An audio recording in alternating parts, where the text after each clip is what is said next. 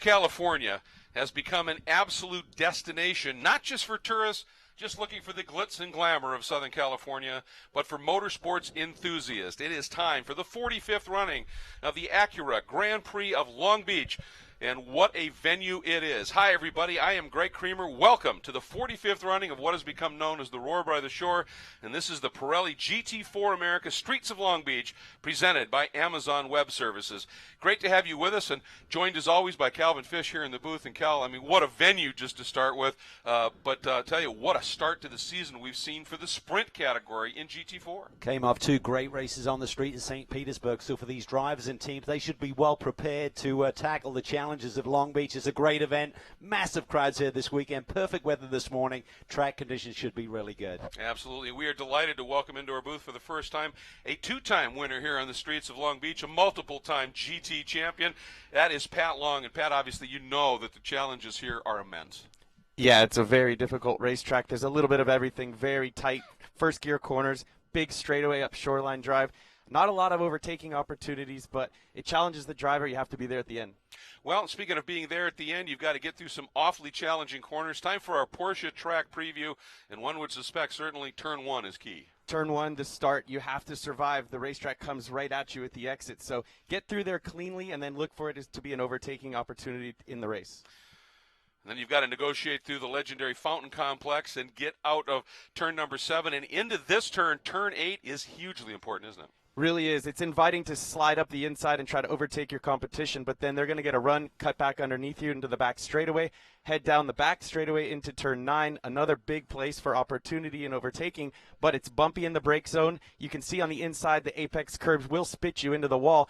Everything here is right to the edge of the wall, so you're pushing very, very hard using every single inch of the road. And then, of course, you exit 9. That little left-hander up front is turn 10, and it leads into the iconic and probably most important turn on the track, the Hairpin. One of the tightest race corners in all of motorsport. It looks like a double apex, but most drivers are taking one apex, usually the second one. It's tough to get your power down. A huge front straightaway, so you need to set your competition up and be careful for the accordion effect. And we have seen some pretty amazing things unfold at this track over the years in every category of racing that has ever run here. Now, you take a look. There is the grid. We are set to go round 3 of the Pirelli GT4 America Championship for 2019. Let's get down to Ryan Marine, the third member of our broadcast team, for that very special command. Engines. Engines, Charlie Bell from Amazon Web Services. Thank you for the most famous command in motorsports. All right, the field has come to life, and we are set for this. There will be 2 formation laps, as they did not have a morning warm-up, so to give them an opportunity here on this absolutely brilliant and beautiful morning on the streets of Long Beach to set things up for the third round of the Pirelli GT4 America Championship Chase from the Roar by the Shore.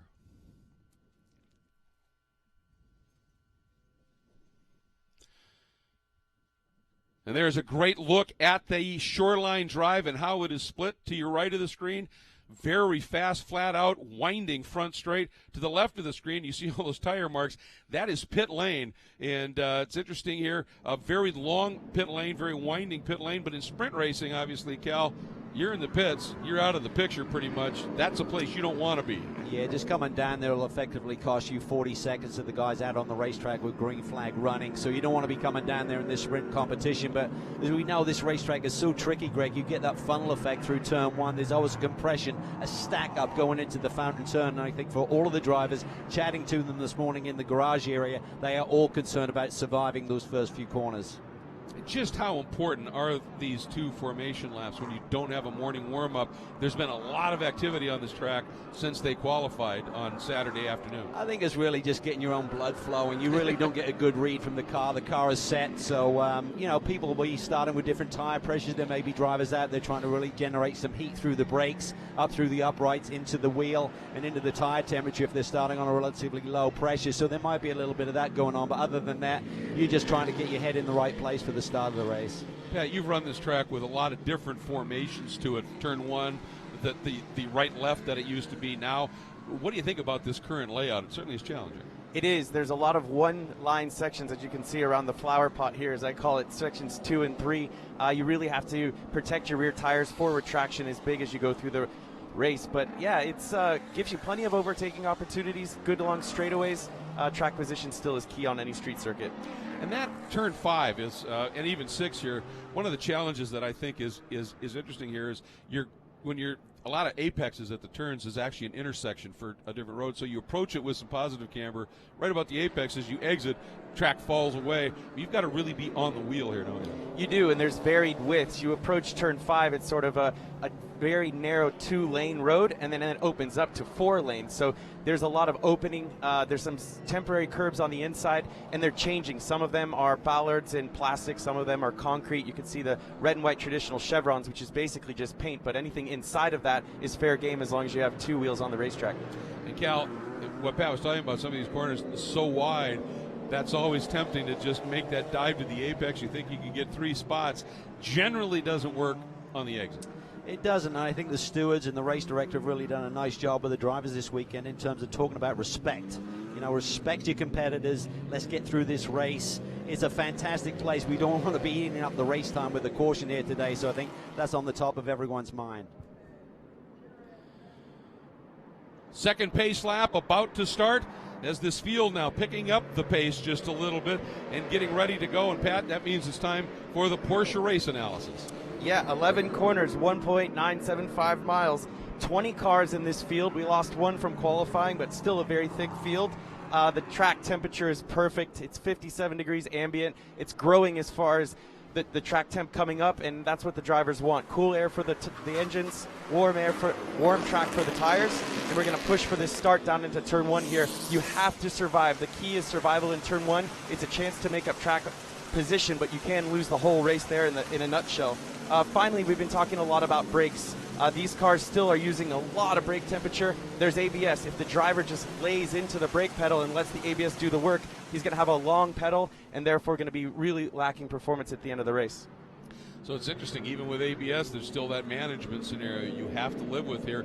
As we take a look at the starting lineup as it scrolls across the top of the screen, look for your favorite driver and team and see where they're leaning here. Interestingly, everybody talks about this is a race that you generally think you might have a caution, but we've seen it go green, and that changes the dynamic completely, Cal. You can't rely on that, do you know what I mean? In terms of your tire management, your brake management, you've got to think about this could go 50 minutes green flag racing. So what you do in the early laps is critical to how you'll survive for the remainder of the race duration. But I think looking at this start, I know Spencer Pumpelly, our pole sitter, is really concerned about the torque of those 2 panos that he's got to his flank and behind him on the grid. So he's really concerned that he can get to turn 1 in the lead and try to manage this race. They had some overheating issues. They thought at St. Petersburg, when they looked at the data, that was not the issue. So they're scratching their heads a little bit as to why they lost performance in the last round of the championship. So a lot of question marks in that TRG group right now. And you've got a couple of guys in the front 2 rows that have never raced this track. Amateur Matt Keegan with a brilliant qualifying effort to be outside of the front row,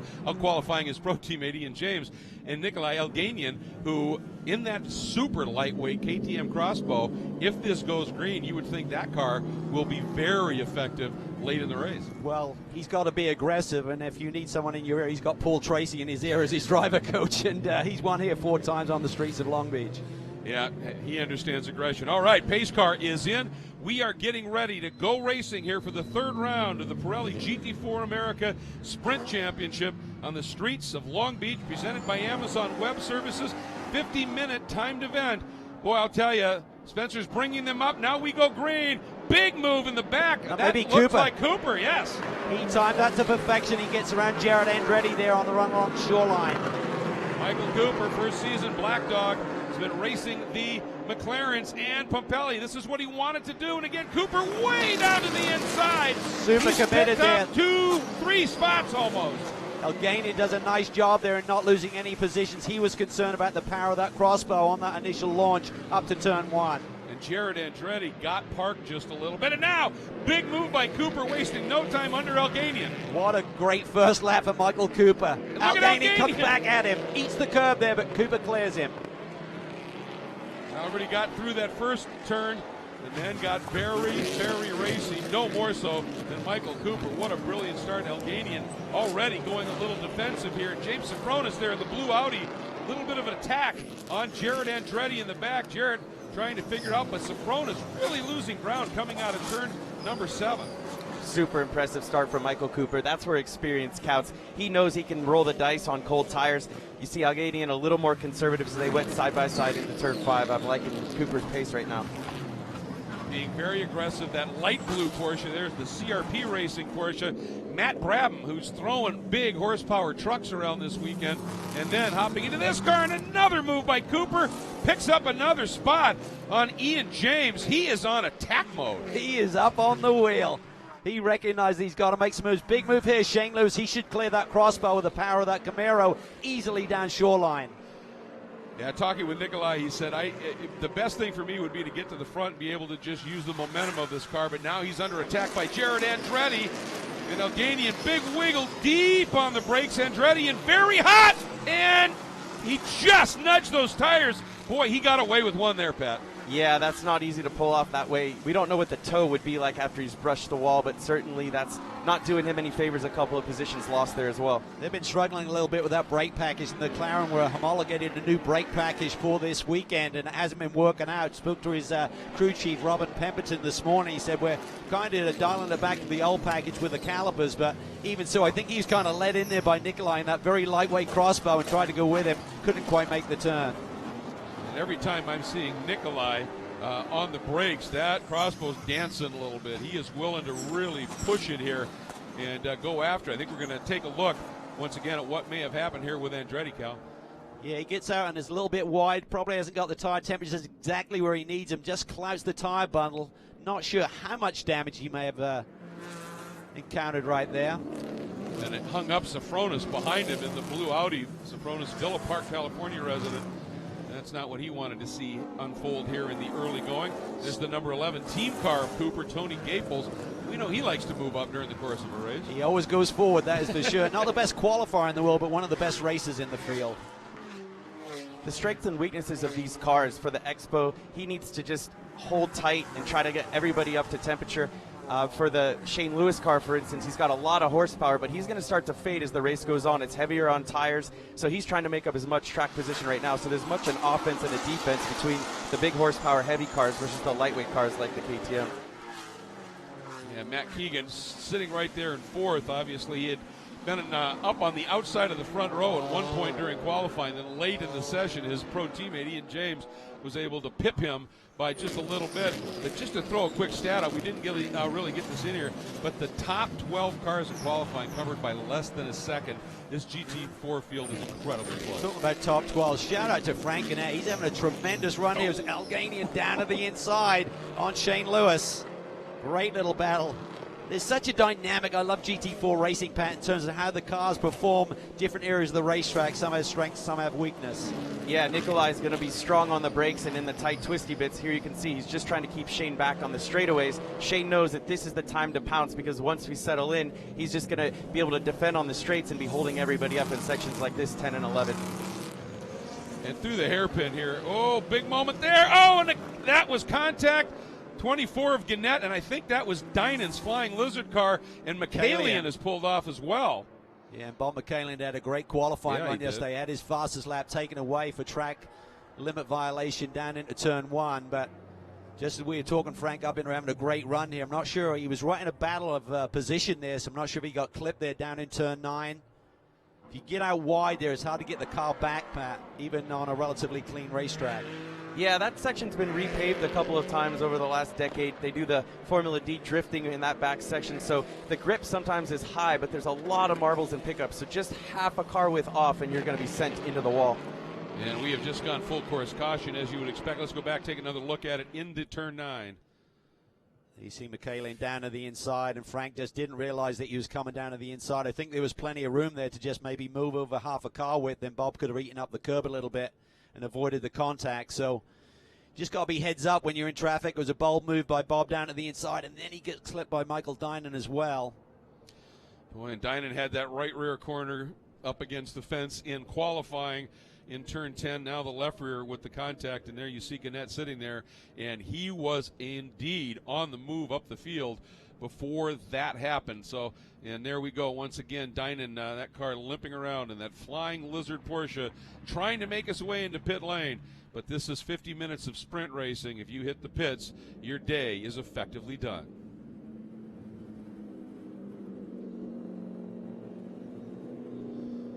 Now Spencer Pumpelly leading the field under caution now with Ian James right behind him. And then the charge of the race, certainly in the pro ranks early on, Michael Cooper in that car. And I was just, I was going to ask you, we've talked before about when you present for a pass, when you get way off to the right side, you're out of Frank's mirrors, possibly. So he may never have even known you're there. Yeah, I mean, he would have come down that back straightaway, would certainly analyzed where the other cars were in the closing speed. So, you know, on a street circuit, when you're in pack racing power, I'm not sure if you agree, I mean, you just got to give each other a little bit of racing room, and to take that wide entry and, you know, just dive for the apex really wasn't on. Yeah, that's the classic incident where the driver on the outside says, oh, he dive bombed into me, and the driver on the inside says, oh, he just absolutely turned in on me. But there was a little hesitation from each driver, and at a certain point you have to turn in. So you kind of leave that as a racing incident, in my opinion. Yeah, absolutely, obviously, and certainly not intentional on either part. And, you know, Michaelian, I'm sure, had that crew working on the car after having a little incident in qualifying, wanted to reward him with a good run early. He's from Seal Beach. This is home. Yeah, I was talking to John Maraki. They had to put the red nose on it. They called it Rudolph for the race today. So, but he was expecting great things. So exciting to see Bob, the Michaelian name, competing here on the streets of Long Beach. Obviously, his dad has run this operation for many, many years. Now, this is what we talked about. You can't plan on having a caution, but this track does seem to have them fairly frequently. And the guys that wanted this race to stay green, the Alganians and the Pumpellis and the like, this is kind of a reset for all those bigger V8-powered cars in terms of these Pirelli tires and their brakes. Yeah, absolutely. The Porsche is very light on its tires, and Pumpelli had a nice gap there. Certainly not what he wanted to see, but he'll be focused on just keeping calm and getting a really good jump, trying to be defensive, just stay right one move ahead of James if James does get a run on him up the front straightaway. He knows if he gets through turn 1, he can run. By the time he gets out of turn 5, he'll probably have a little gap there. And then, of course, on the other side of the coin, Jared Andretti, who had that great qualifying effort, has just plummeted down the order just a little bit. Had that incident, sits now in 10th, and as you pointed out, don't really know if that car now is 100% with that little bit of contact.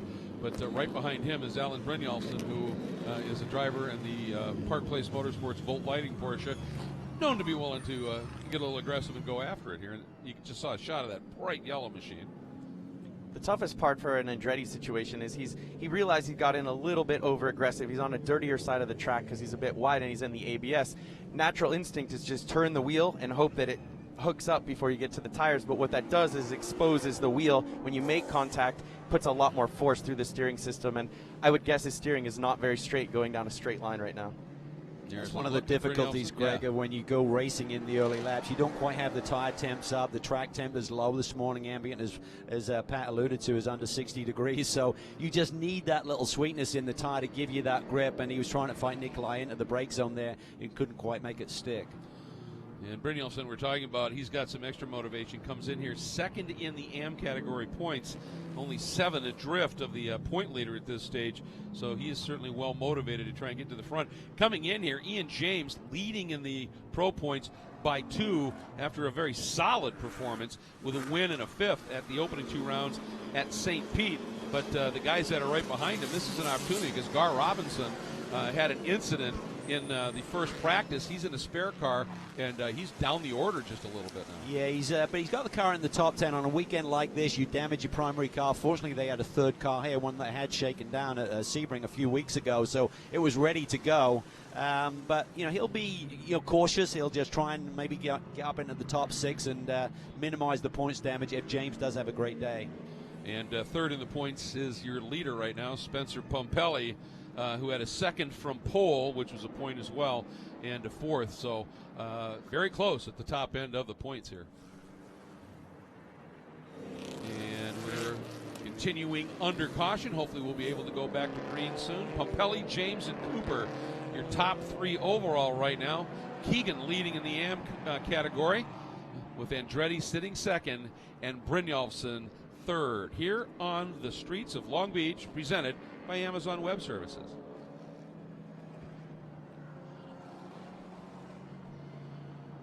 Caution continues, but starting to see some of the cars getting a little aggressive in the scrubbing, trying to get these tires cleaned up.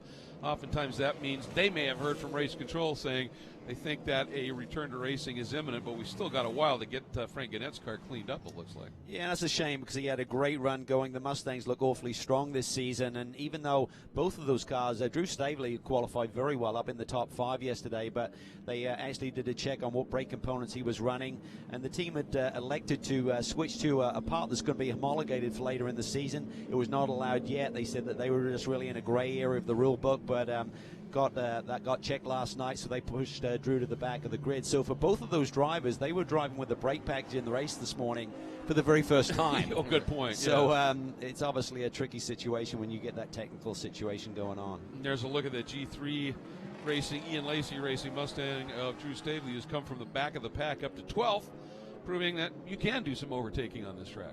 Yeah, absolutely. That was a great start from him, and I think that a yellow is welcome for a driver like that. It bunches everybody back up, lets him reset. Obviously, like Cal said, he's readjusting to a different feel on the brake pedal.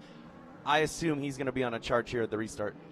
And you can see Frank there looking. I'm sure he's very frustrated, particularly when he ended up not being able to make the second of the doubleheader races at St. Pete because he was very ill from a very nasty flu, and he just said, yeah, this is not, I can't be in a race car today. So he's fallen even farther behind the order now to have this happen early. He was showing being pretty racy. Doing a great job. It's a great group led by Ian Lacey, the G3 Racing team. Made the switch from the Ginettas last year over to the Ford Mustang. Drew works at the driving school at Utah Motorsports campus, so he's familiar with the platform. It's a great fit for that group, and they're looking forward to a solid season. Yeah, Drew missed the entire opening weekend of the championship at St. Pete because his wife was expecting, and he had a good reason. Made the right call, yeah, to be there for that. He was fighting it, but he lost the battle. Yeah, beautiful little boy. He's very happy about that. Also, we just wanted to talk about Elganian. Nikolai, this is his local area. This is home for him, even though he hasn't raced here. He has been just amazing in what he's been doing to help not just promote the event for this championship, for the SRO America, Pirelli GT4 America Sprint Championship, but just in general. He's gone to, I think, 2 different hospitals, one a children's hospital that he spent some time in when he was younger, and he's gone to 4 different schools around the area talking about racing, talking about this event. He and that Marco Polo team. Sorry, it's early. It's all right. It's early. Have been just remarkable in what they've been doing. And that car that they have, that KTM Crossbow, they're calling it Frankenstein because the car that wrecked bad at St. Pete and the backup car that they had at the time, they've taken the best bits off both. It's up to full 2018 spec, but they've got a beautiful black carbon fiber car sitting in the paddock here, and they are antsy for VIR, aren't they? They are, and they're going to run that car there, I believe, talking to he and his dad this weekend. So it's been a lot of work for that Muller team, but they're up for the task. There's some really good key personnel there to lead Nikolai in his second season of racing in World Challenge competition. Well, they sort of have Frank's car up on the tilt bed, and which means that strapped on. Yeah, hopefully we'll be able to get racing here fairly soon. But you can see the driver behind's going, let's go, let's get these guys going. But I think everybody's that car's on that awkwardly. They're close to the back door, Pat, so it should be a quick one. Yeah, I think there's a strategy there of sometimes you just want to drag the car off, and I'm sure the driver's thinking, that's on my bill, so let's get this on the flatbed and do it properly. But always the angle of pulling a car up onto the flatbed is frustrating. If you're a driver in the car, you're circling around, you want to get back to racing, and you're watching these guys struggle to try to drag the car up. And then there's that. That's carbon fiber and metal and fiberglass shards down on the track. And hopefully they'll be able to get scrubbed up. There is a look at James Sofronis in the blue Audi. Topped the first practice session, didn't have a good qualifying run at all, and he's one of the most experienced people on the streets of Long Beach you'll ever find. Yeah, he goes well here. I've had some wheel-to-wheel battles here in GT. Home race for him, lots of family and friends. He's obviously the principal at GMG, so he wants to put on a good show. We're expecting a lot more from him. Let's see if he can kind of come through the field as the race gets on. So field continuing under the control of the pace and safety vehicle, but moving ever closer to getting back to green here at Long Beach.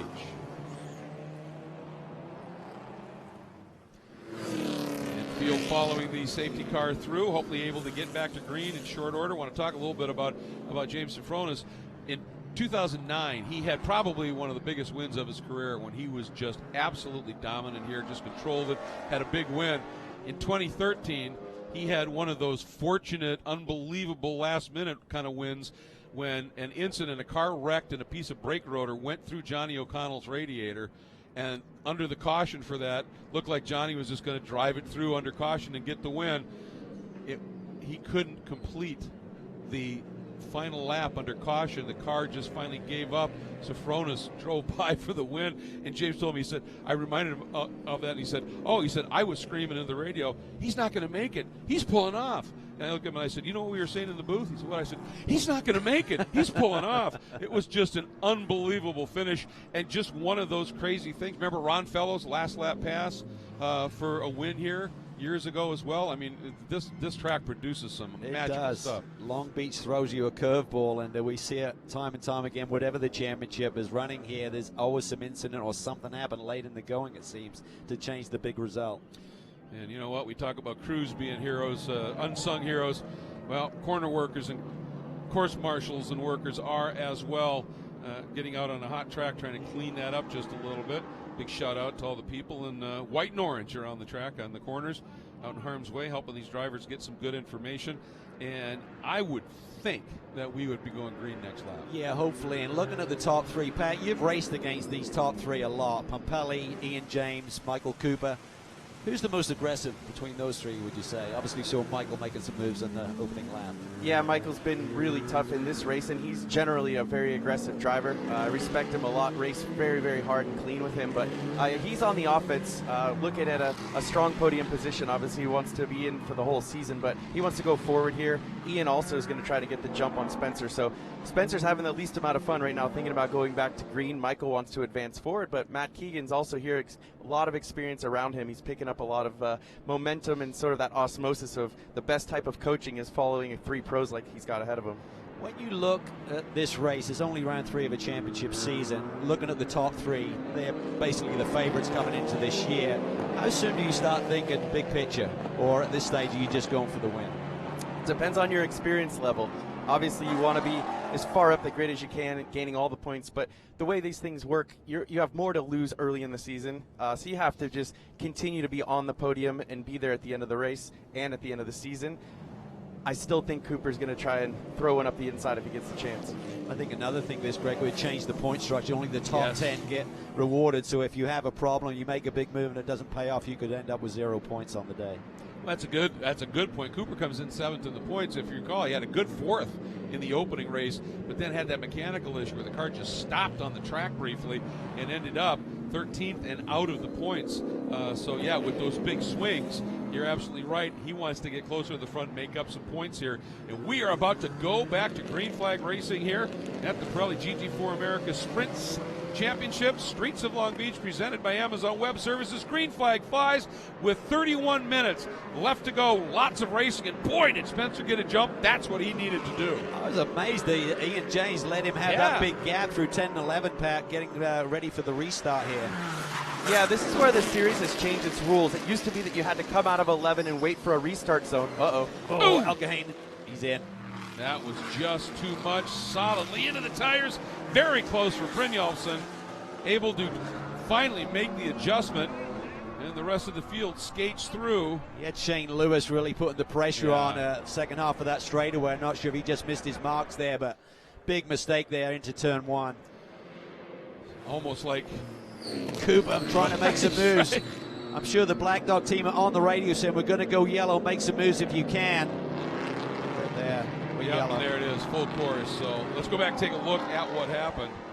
Feeling the pressure, just tries to take it in deep and just gets half a yard off the line. It's just dusty out there, but just too much speed, basically, Pat. Yeah, that's a point where the lack of experience, he's likely in his mirrors. He sees Shane, who's got to run, more horsepower up the straightaway. Once he commits to the brakes, he realizes that he's way too late, and then it's just along for the ride. You're into the pedal, into the ABS, and you're essentially a passenger at that point. was almost like a replay of what he did when Jarrett was up on the outside, the same thing. I think the key with his car, he needed to place it further left. You're allowed to do that as long as you're not reacting to a move from behind. So I think if he'd placed it further left, got on the brakes a little bit early, and just keep the guy behind you, just trying to keep them at bay at that point. But he tried to race him into the corner on the normal racing line. It didn't quite pay off for him.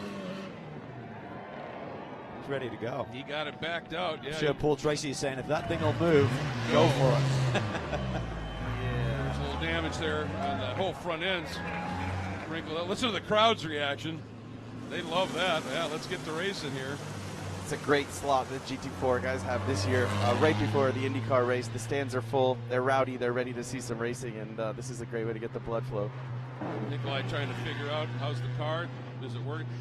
He's some serious damage. He's got that right inner liner that's popped up there, so I'm not sure if the officials will even allow him to continue. Talk about the magnitude of this event, Pat. I mean, every driver wants to win every race, but when you come to Long Beach, is it special? It is. It's Los Angeles, springtime. Everybody's ready for summer. This is the American Monaco. Everybody wants Long Beach on their CV. We've all grown up watching. I mean, it obviously started here in Formula One and IndyCar for the last 20, 30 years. Has just been a spectacle. Anytime you get a chance on Long Beach, it's a privilege. There's not a lot of track time here. There's not a lot of paddock space. So every series wants to be here. Every class in that series wants to be on the track. For the GT4 guys to be the headliner for World Challenge this year, it's special. Well, it combines glitz and glamour of Southern California with motorsports in the finest way. And it's truly an event. It's a happening. Even if you're not a huge racing fan, you have a lot of people that come down here just to be a part of what's unfolding here. And the GT4 paddock in the convention center, so much going on in that building as well. I mean, it's really... And then, I mean, I love this shot, the shadows of the palm trees on the track. I mean, this is so Long Beach. Talk about the transition of Long Beach itself from when we all came for the first time. It's a totally different area of the city now in terms of the buildings that are now here, and some of the resources for the race fans is truly amazing. Yeah, and a lot of the growth and beauty of modern day Long Beach is in many ways attributable to Chris Book's dream of putting together this event. And it has been immense success. I think Formula 5000 the first year, then a number of years of F1, then the switch to kart Indy cars, and to where we are today, 45 consecutive years for a street circuit event. That's just remarkable. Yeah, the famous Shoreline Drive. Jim McHaley is a really, really interesting guy. He inspires me. He's an event promoter. This isn't just a race. He produces, 3 full days. And even if you're a casual or non-motorsport fan, you come here for the atmosphere. There's concerts at night. There's food and wine and spirit. It's just a lot of fun to attend, regardless of what's drawing you in. A couple of really good blues bars in downtown Long Beach area. I mean, there's a lot to offer. There certainly is. It's a wonderful event, as you said, and it's a show. And we've got a great show going on here when we get back to racing, because there's some really great experienced drivers at the front of the pack, and some of the little less in the middle of the pack. You got Sofronis there in 7th, so he's had a steady start in that GMG Audi. Great run by young Matt Brabant, up to 6th for. Great to see CLP back in our paddock this weekend. Long-time GT3 competitors, of course, but back here in GT4 this weekend. Interesting to look at Alganian's team. Almost like they couldn't get the nose off, or they don't have a spare nose. You'd think that would slide right off and they could get a spare on there. That's going to be tough. Well, I wonder, they were obviously thinking, let's get him out in a hurry. Let's not get down a lap, and then he could make his way up to the field. Doesn't look like they were able to make that happen. Damage just too severe. One of the compromises, too, with the street circuit is just the location of the pit lane and the paddock, and just actually transporting all of the spares you'd like to have. Some of it's a bit of a compromise. You think a 15-minute race, if you need something major, you're out of the reckoning anyway. Yeah, what they call the pit tugger parade from the convention center out to the track is something that's pretty interesting as well. So hopefully going back to green soon here on the streets of Long Beach, but right now continuing under the safety car.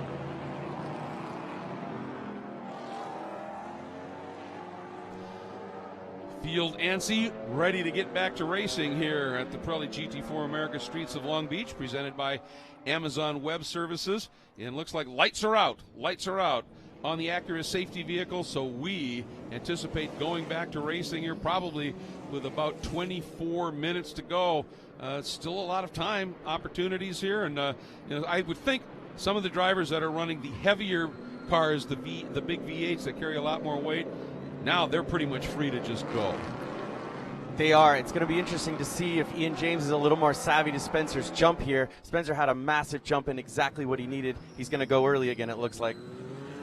There he goes. Yeah, he picked that throttle. And again, immediately gaps Ian James by 3 to 4 car lengths as they come out of the hairpin. Back to green flag racing. 24 minutes left on the clock.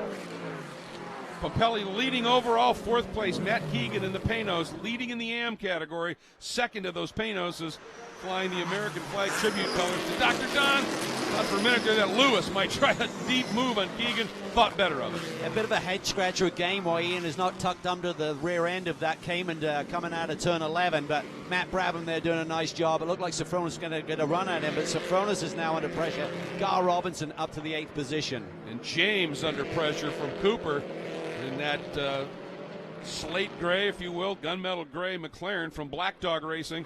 This is Black Dog's first time back at the track at racing since 2014, but a great history prior to that. There's the number 12 of Stavely as he's working his way up through the pack.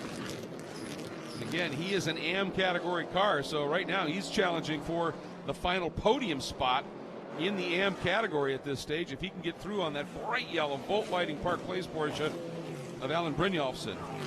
See Sofronis there taking the middle of the road as Robinson goes on the attack really deep there, almost in at the back of Sofronis. Stavely putting the pressure on Brynjolfsson at the same time.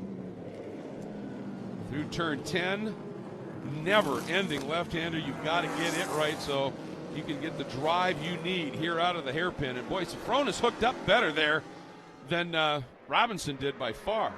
And Andretti looks strong. We saw that brush with the wall early in the race. The Endurance Auto Warranty McLaren is looking really strong here as we get back for this restart, so he may be a factor before the end of the day.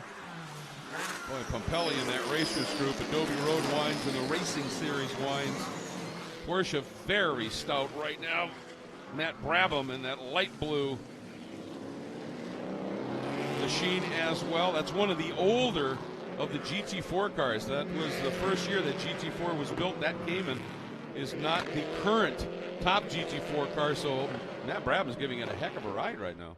Yeah, not nearly the horsepower of Pirelli with the latest spec GT4 from Porsche. I'm watching Shane Lewis. He's pretty hungry. He's up right behind Matt Keegan, trying to just force a little bit of an error. As soon as Keegan misses his apex by even a few inches, I think you're going to see Shane Lewis throw it up the inside. He, again, wants to push hard early on before tires sort of heat up and heat soak comes into his brakes. He's got to push hard right now on these restarts. Brabham looking really impressive there in that bright blue car, the number 20 machine, as you see down in the brake zone for turn 9. Sofronis again defending from Robinson there and at the brake zone. Certainly entitled to pick his line, and Jared Andretti again putting the pressure on from behind. Oh boy, yeah, Sofronis. Interesting line. Look at this defense by Brynjolfsson and Stavely. Stavely might get the exit here. Brynjolfsson was defending there, puts him at a really acute angle for the attack on that hairpin turn 11 as Jared Andretti gets a run on Robinson. And Stavely right behind these two. Look at this. Two great battles. Stavely and Robinson. And Andretti hangs on. Here we go. Oh, and he couldn't get through. Brynjolfsson super deep and made it stick. He had to stay on the brakes, probably in the ABS there, Pat, to keep off the wall. I'm impressed. He's aggressive. You see he's opposite lock out of 5. He's pushing hard. Not a lot of experience. A great guy. I've had a little bit of chance to share paddock in another series with him. He loves this. He wants to be out in the race car every single weekend, and right now he's got his elbows up. He's got a lot of natural talent, Greg, and I think one of the things that he and the team and his coach and mentor Trent Hinman are working on is not overdriving the car. I spoke to Mike Johnson, the team manager there at Park Place this morning. He said he went out and ripped a lap off on his second lap on new tires and just started to push harder and harder, asking for big chunks of time. We just got to work on it, just make him be a little bit more patient. Yeah, I chatted with Trent, his coach and teammate, and Trent said, yeah, the team needs to change its approach just a little bit in how we set him up for these qualifying runs. Side by side, Stavely going to squeeze him a little bit. Brynjolfsson not giving up, but finally just allowing him through and decided better than contact. See if he can get after him now. Behind him, that is the second of the Black Dog McLarens in the hands of Tony Gaples, and right behind him is the precision driving tech BMW of Marco Radisek. Beautiful move there by Staveley, Yes. Pat. Just really felt. I think the key with the drivers on a street circuit particularly, and now we see a move down to the inside. This is Shane Lewis on Matt Keegan. Takes that fourth position away. Yeah, we Just talk about feeling when you're in close proximity around that. You're not going to see them. You're not going to see them in your mirrors. Just knowing where that other car is and giving them a little bit of racing room. Yeah, it's a little bit of a tango. That was great coexisting there into turn 9. We have seen that it didn't work out earlier on with the Michaelian incident, so they coexisted. Usually my mindset, if I have a car behind me who's quicker on a straight line, I'm going to try to back him up on the way in, make sure that I have a perfect apex and a great clean run off. In that case, Allen was running a little aggressive through the apexes and allowed Drew to get a run on him. And that's one of the things that comes with lots of laps is that track awareness, isn't it? Yeah, you sort of back that car up, make sure that you guys are accelerating at the exact same time. If you send it into the corner, it gives the car behind a little bit of that undercut and it gets a cleaner run off. Really impressive what young Matty Brabs is doing here with that Cayman. As Pat mentioned, a lot less horsepower, 40 horsepower down on the latest configuration of car. So to keep that car up in the top 6 is really a great run for that young man. Yeah, we've seen Matt Brabham. He's quick at anything. Single-seaters, off-road trucks here, jumping metal ramps, and now he's starting to put some pressure on Keegan. He's an all-rounder, isn't he? He really is. Yeah, his old man, Jeff Brabham, was one of my heroes, GTP racer in the day. He comes from a great lineage and just a very, very cool, calm customer. He's young, but everything he gets in, he shows a lot of maturity. And you've seen that Porsche has pushed the envelope on the new engine. And so for him to be in the previous generation and be mixing it up with these guys, it's great to see. Told me he drove a GT4 car down at Bathurst last year, BMW. He said there's not a lot of difference. He said adapting to the car has not been a big problem. As now Radisek has a little issue here, tangled up in the banners there, unfortunately. That's turn 1. Been really impressed with him this year, Greg. Yes. Really seems to be stepping things up nicely. Has a lot more experience than we really recognize, and I think once they get that car dialed in, he's going to be having a strong season. I think so too. He was sure racing that second race at St. Pete, the second place finish. Matt Keegan not going quietly. Immediately starts re-attacking on Shane Lewis. Gets a really good run through turn 8 there, nailed that corner. Battle of the V8 horsepower right there. You can see him draw away from Brabham. That's that sheer horsepower difference. And Andretti now attacking on Sofronis. Tell you what, Jared Andretti, what a year he is having. It's phenomenal. Got Robin Pemberton there, Carl Thompson from the Compass team is here this weekend, giving the team some guidance as well. He's got a lot of experience with that McLaren chassis, of course, with his team, and he co-drives with Jarrett in the Sprint X competition. But talking to Robin, he said he's an Andretti. That means he's going for us. We're just trying to teach the boy a little bit of patience. But he said he soaks up the information. He's getting better and better every weekend. And running both of those championships, they've had a lot of success already. A win in that opening round of the Sprint X Championship at COTA, very fast at St. Pete. And we didn't see that level of performance from him when he ran the TCR class last year relative to the other competitors. But one, he just seems to have really adapted to this McLaren. And two, he's got very familiar people around him now that it's Andretti Autosport running the team. This little battle is heating up. There's a big compression here with this battle for his 4th position that Shane Lewis currently holds. And he's starting to get defensive, Pat, and that's going to compromise his lines and his lap time. Yeah, we talked about the bigger, heavier cars fading a little bit. We're just coming up to about 15 minutes left, so he's going to run defensive in these tighter corners and then use his horsepower advantage on the straights. Look there. He cannot get through turn 8 like Keegan can. Yeah, Keegan almost had to breathe it. He had such a good run. Now he looks but tucks back in. He had to give up the advantage he had mid exit there at 8, and I think just wanted to show the nose. And it's interesting because you're right, that is allowing Brabham there, and every time those guys drive away from Sofronis, as soon as they get to the twisty bit, Sofronis is there. Jared Andretti taps the back of Sofronis, and I think the reason was that Robinson tapped the back of Andretti. And here comes Staveley. This is exactly what Staveley wants. He wants a bit of a backup. He's rubbing his hands together. It looks like he might clear Robinson here and go to work on the next 3 cars ahead of him. It's interesting to see the battle of the horsepower down these straightaways. It looked like the Camaro of Lewis had a little bit more than Keegan. Keegan got a great run out of that on the last lap. Couldn't do anything with it. But then we see Staveley. Seems like he may have it a little bit more even than the Camaro. Robinson just had that car placed perfectly as they went up into the brake zone of turn 1. Nothing Stavely could do. Tucked right back in behind. Great battles unfolding everywhere here on the streets of Long Beach.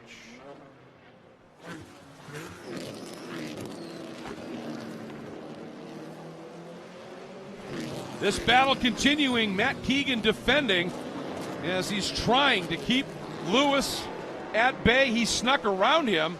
Watch And Brabant. now He's going to have a Brabant. sniff down the inside, but Sofronis is going to square off the corner. He should get a good run right there. And Keegan was able to slip through on Lewis. And now Sofronis side by side. Just showing his experience, Pat. Yeah, that one's going to sting a little bit with Brabham. He had an opportunity. He had to go aggressive there with less horsepower against those two cars. Definitely a tough spot for Sofronis. He capitalizes, and we'll see him push through here. I think that Lewis is fading a little bit. Yeah, when you make a move down into turn 8 and it doesn't work, you suddenly have very little momentum and speed coming off that corner, and Sofronis could see that and played it perfectly. Boy, Andretti, with his sprint car history, has no issue giving a little nudge and chrome horn to those guys in front.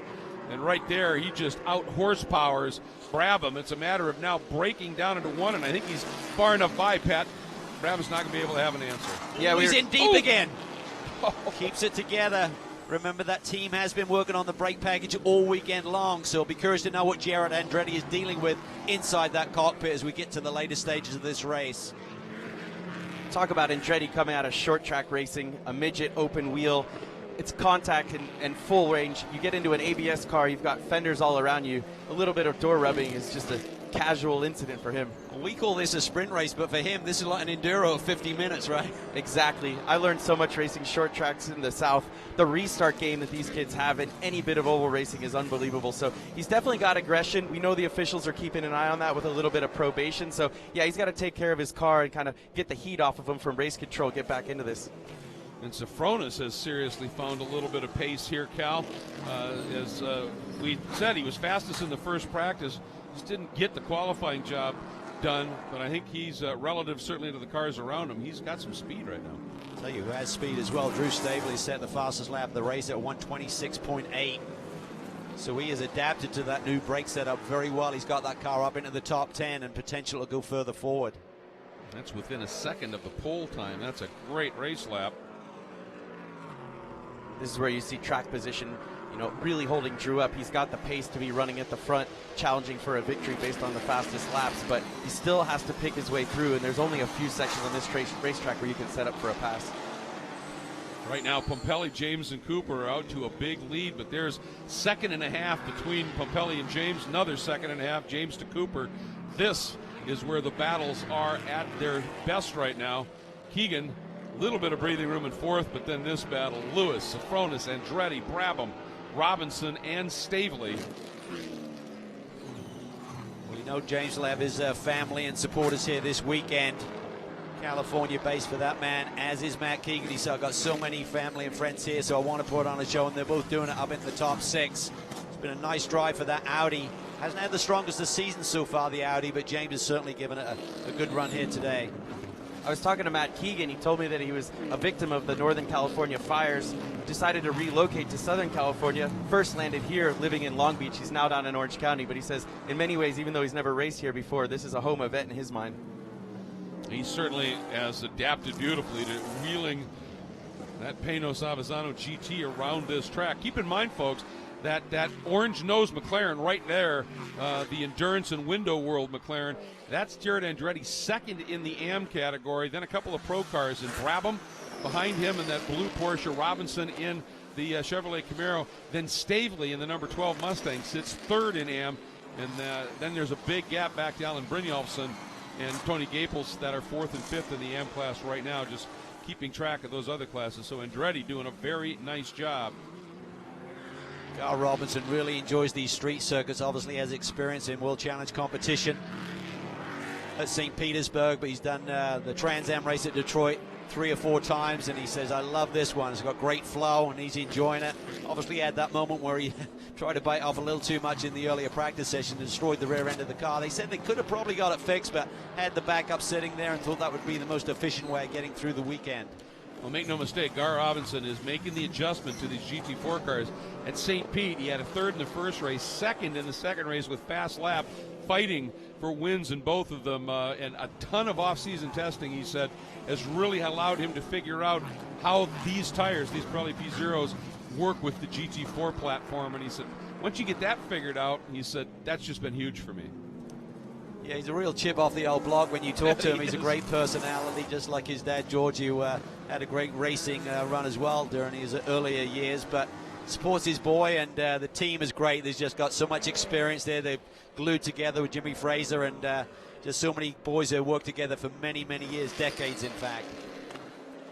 There is a look at some of the cars up front a little bit. There's the car that runs fourth, the number 51, leading the AM category, Matt Keegan in the Panos Avezzano GT, sitting fourth overall. Just want to give a quick shout out, Alec Udell, who of course has been an absolute stalwart in World Challenge competition since he was 15 years old and made his debut. First time racing in European GT4 at Monza this weekend. Podium, third place finish in his first start with the team, so a big shout out to him. Pat, you know him well. He's a young man who we can't afford to let slip through the racing net. Yeah, Alec Udell is impressive. He's proven that he's a capable hands in any category. I like his ambition. He's a studious kid. He goes to work. He's a homework kind of guy. Asks a lot of questions, has a lot of natural ability, and now he seems to be proving that he can network and find opportunity anywhere. His old team boss is having a good run here. James Safronis getting ever closer to Shane Lewis. Looks late move down to the inside. Big to Shane, give it to him. He's up and over the curb. That's what Hard we were racing. That's what you were talking about, Pat. And obviously Lewis, that track awareness, knew that Safronis was going to make the move, gave him just enough room. Yeah, Shane's in trouble here. He's over a second slower than Matt Keegan, just ahead of him for position. So these 5 cars behind him want by. He knows he has to run defensive in the tight areas, sort of conserve his car, and he knows he has a lot of straightaway speed, so he's able to run defensive here. For Safronis, he's trying to set him up. That was a surprise attack. They coexisted. James definitely gave him room, and that's good hard racing. Seems like James in that Audi is really strong into the brake zones, as we saw in turn 9, and even there into turn 1, he's taken about a car length to a car length and a half out of the gap to the Camaro in front of him. So I'm unsure if Shane has just got some tire temperature issues going on, or if he's lost the brakes a little bit. Always a concern on these long green flag runs here, even with the yellows in the middle part of this race. And when we talk about balance of performance and the way the SRO does it, clearly on a lap, a free lap, these cars are all incredibly close. But when you get trapped behind a car that's got a little bit more horsepower, maybe doesn't have that roll through the corner level of speed, and you get trapped behind him at that speed, it's tough to be able to stay with him on the straights. Oh, James got a good run there. Yes, he did. Safronis is on the attack. Thought about a move down into the brake zone for 8, thought better of it, and even with compromising his line just a little bit from ideal, still got a better exit. And thought about making the move once again, but realized not quite close enough.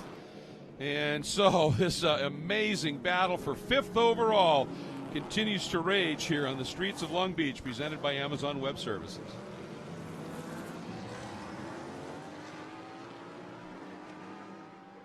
Fantastic racing here in the 3rd round of the Pirelli GT4 America Sprint Series, the streets of Long Beach.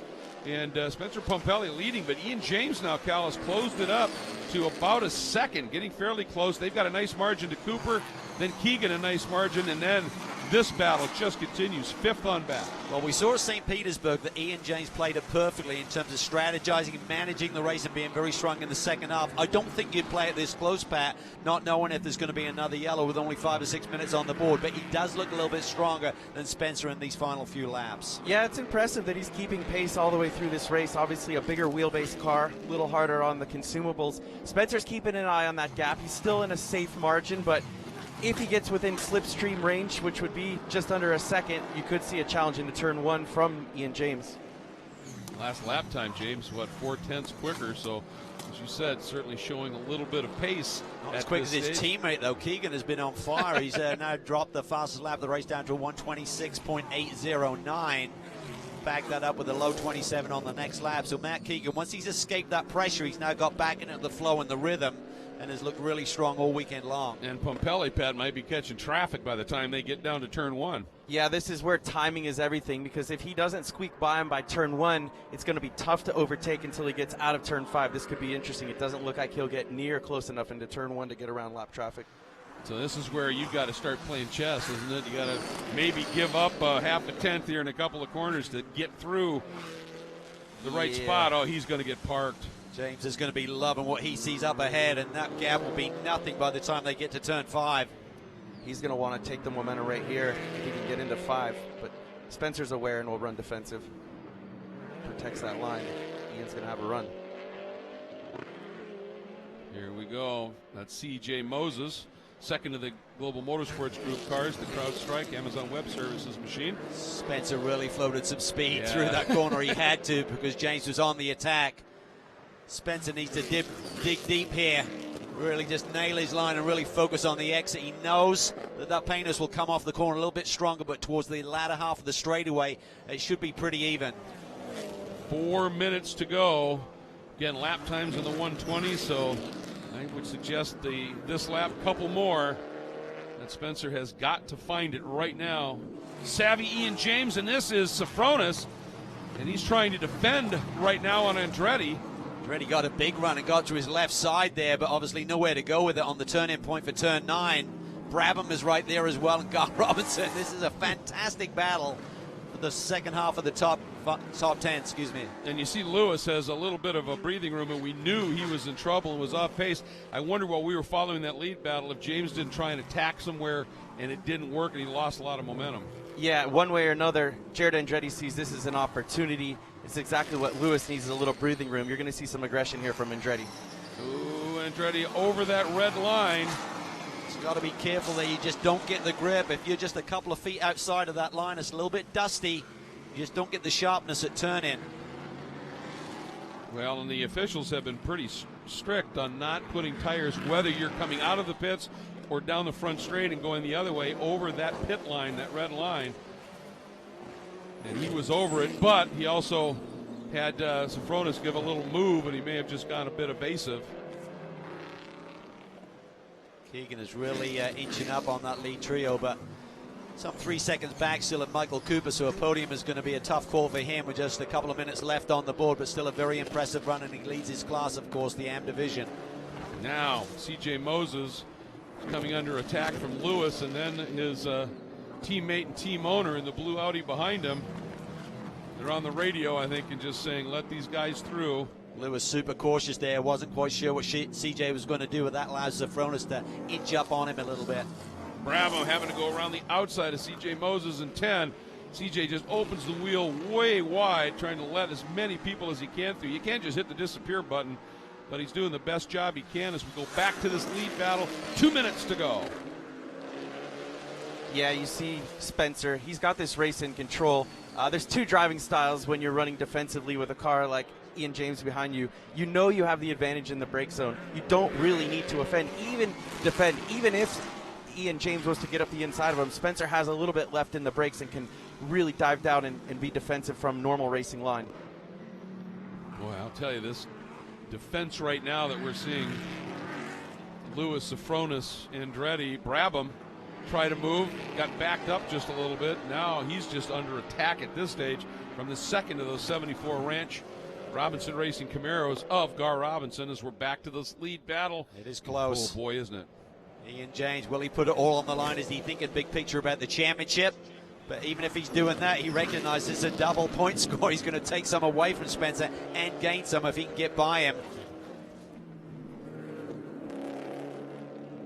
Boy, just hugging it tight through 10, not offering any opening. Get the power down well here. He got a great drive out of 10, or of the hairpin. Yeah, wheelbase plays a huge factor in turn 11. You have a full hand of wheel in the car. For Ian James, it's not the corner of his choice on this racetrack, so certainly helping Spencer get a run down the straightaway, white flag. Boy, he needed it as we are on the last lap, as you say, Pat, down into turn 1 here at Long Beach for the final time in 2019 for the Pirelli GT4 America Sprint Championship through the iconic fountain area. We haven't seen anybody get agricultural, getting too far up on that curb. Spencer said he's got 2 races here today. One is to the checkered flag, then making his flight from LAX. He's got a coaching gig tomorrow at Mid-Ohio. He's a busy boy. Deservedly so. Tell you what, Ian James is really strong through that sector, 4 and 5, and he's got really close here to Spencer. He has a rabbit he can pull out of his hat right here with just a few corners to go. Through 6, now the little bend at 7. James. What about it? That's going to cost him now. Yeah. If you don't make that move, Pat, you just seem to lose half a car length. Even so, he's got a good clean exit there. Spencer. Yes, defending. Made his move to the inside early. That's okay. Now, this is where it's going to be. Does James have something to try? Going into the hairpin. You can't pass there, can you? He's looking. Can you? He's thinking about it now. Going to try the over-under. Spencer rolls to the throttle a little bit earlier, and here's what you were talking about, Pat, that wheelbase.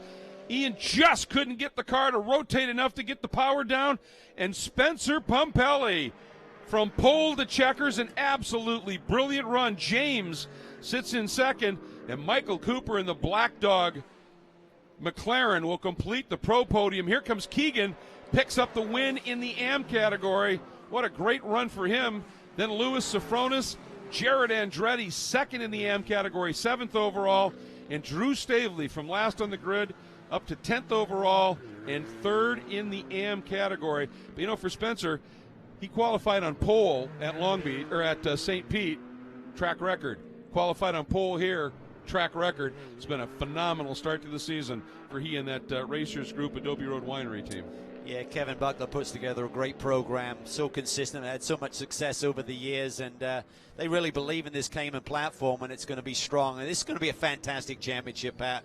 Going to see a little donut display here, I'd imagine. Yeah, the balance of performance and strengths and weaknesses. For the Porsche, they know they have to perform on the tighter racetracks. When they get to some of the bigger racetracks, they're going to be a little more conservative with their points grab. So absolutely capitalized on a great opportunity this weekend. And you have to do that, obviously.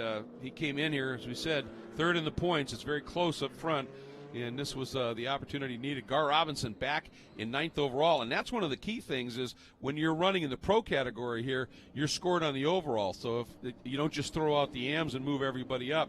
So this will be a big, big point swing. But Pumpelly and James awfully close up front, and Cooper now has joined the party, hasn't he? He really has, and it's kind of a breakout party for that group with the McLaren. They seem to really struggle. I really thought Michael would be right on the pace immediately, looking at what the McLaren did last year. They didn't get the results they were looking for, had a technical issue in the second race. So this is a good rebound for that team. That will give them a lot of confidence moving forward. And I'll tell you, Michael Cooper was aggressive from the off. That opening lap was mega.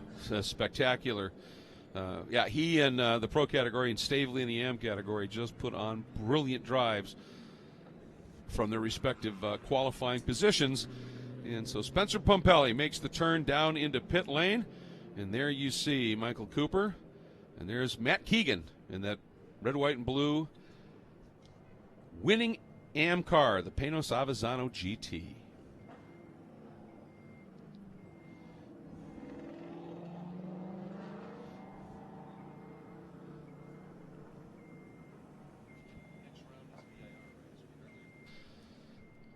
What an incredible race we have just seen unfold here. A couple of cautions that ate up some time, guys, but still in all a fascinating race and just a tremendous run to the win from pole for Spencer Pumpelly.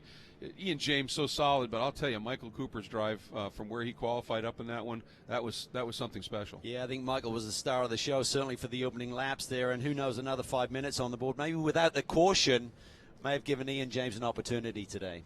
Yeah, it was a picture perfect from Spencer Pumpelly, but very impressive from Michael Cooper. He knew that he had to make up the track position there at the start, and that was the key to his success.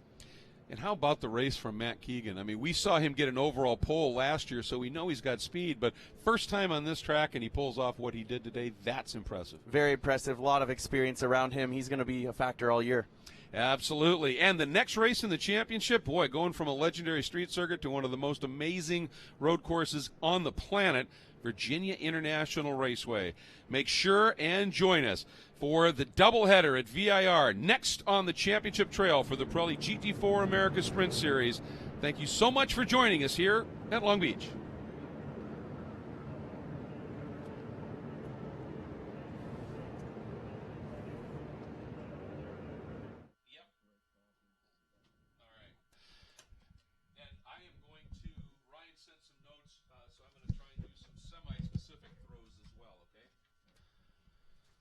I don't know if you heard me. I was talking to you on talkback. Yeah. I'm going to do a couple of semi-specific throws as well because Ryan did some reports and stuff. Okay, so but I'll do the break throws and back welcome backs first. I'm just going to do a couple because I think with the way we did those pauses, most of them will work anyway. But so here we go.